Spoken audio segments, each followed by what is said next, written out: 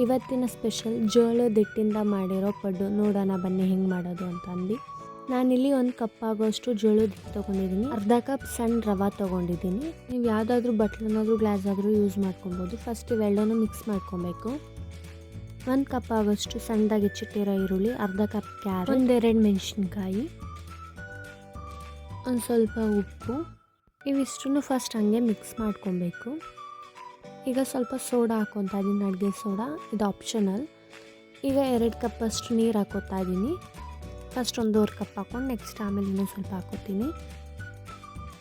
ಸ್ವಲ್ಪ ಸಣ್ಣದಾಗಿ ಕಟ್ ಮಾಡ್ಕೊಂಡಿರೋ ಅಂಥ ಕೊತ್ತಂಬರಿ ಸೊಪ್ಪು ಹಾಕ್ಕೊತಾ ಇದ್ದೀನಿ.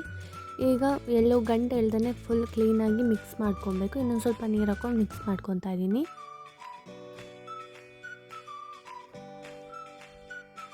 ಪಡ್ಡು ಹಿಟ್ಟು ಹಾಕ್ತೀವಲ್ಲ ಆ ಕನ್ಸಿಸ್ಟೆನ್ಸಿಯಲ್ಲಿ ಬಂದರೆ ಸಾಕು. ನೋಡಿ ಈಗ ಬಂದಿದೆ. 15 ಮಿನಿಟ್ಸ್ ಬಿಡ್ತಾ ಇದ್ದೀನಿ.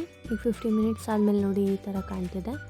ಈಗ ಮಾಮೂಲಿ ಪಡ್ಡು ಹೆಂಚಿಗೆ ಹಾಕ್ಕೊತಾ ಇದ್ದೀನಿ, ಎಣ್ಣೆ ಹಚ್ಬಿಟ್ಟು ಹಾಕಿ 2 ಮಿನಿಟ್ಸ್ ತಟ್ಟೆ ಮುಚ್ಚಿಬಿಡಬೇಕು. ಈಗ 2 ಮಿನಿಟ್ಸ್ ಆಯಿತು, ಓಪನ್ ಮಾಡ್ತಾಯಿದ್ದೀನಿ. ನೋಡಿ ಸೇಮ್ ಪಡ್ಡು ಯಾವ ರೀತಿ ಬರುತ್ತೋ ಅದೇ ರೀತಿಯೇ ಬಂದಿದೆ.